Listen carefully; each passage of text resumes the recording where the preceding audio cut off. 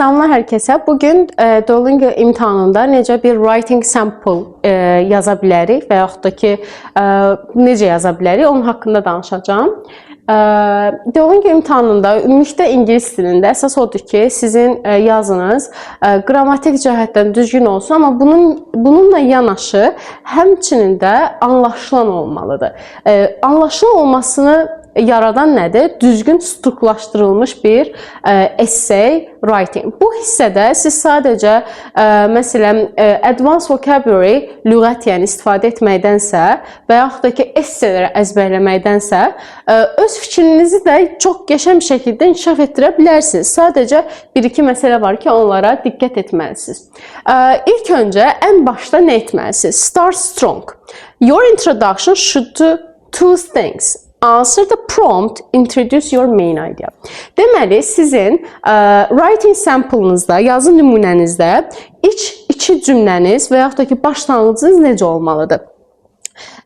İlk olaraq, birbaşa suala cavab verməlidir və suala cavab verərkən də sizin əsas ideyanız nədir? Nə demək istəyirsiniz?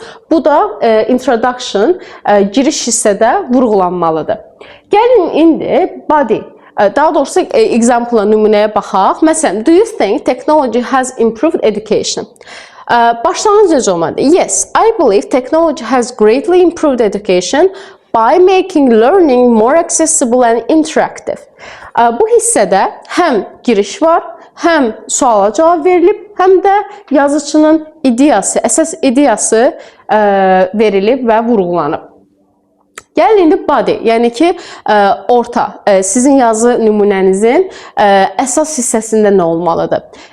Əsas, deməli, ideyanızı siz başda verdiniz. Lakin bu ideyanı inkişaf etdirmək lazımdır, support etmək lazımdır. Nə ilə? İlk öncə səbəb verməlisiniz və nümunə verməlisiniz və yaxud da ki, izah verməlisiniz və nümunə verməlisiniz. A clear reason, a specific example. Gəlin nümunəyə baxaq. Students can access online courses, educational videos and digital libraries from anywhere. For example, many university students use online platforms to review lectures and complete assignments more efficiently. So, burada siz artıq ilk cümlədə səbəbinizi göstərdiniz ki, digital kitabxana var, hər yerdən qoşula bilərlər və s. və sonra da nümunə göstərdiniz ki, hansı halda effektivdir. Necə sonlandırmalısınız? Əgər bir yazı yazırsınızsa, mütləq onun sonluğu da olmalıdır. Yəni, birdən-birə dayana bilməzsiniz. Birdən-birə nümunəni verib writinginizi dayandıra bilməzsiniz. Oxuyucu bilməlidir ki, artıq mən oxuduğum hissənin sonuna gəlmişəm. Və burada da nə etməlisiniz? Qətiyyən conclusionda, yəni nəticə hissədə yeni bir ideya əlavə etməyin.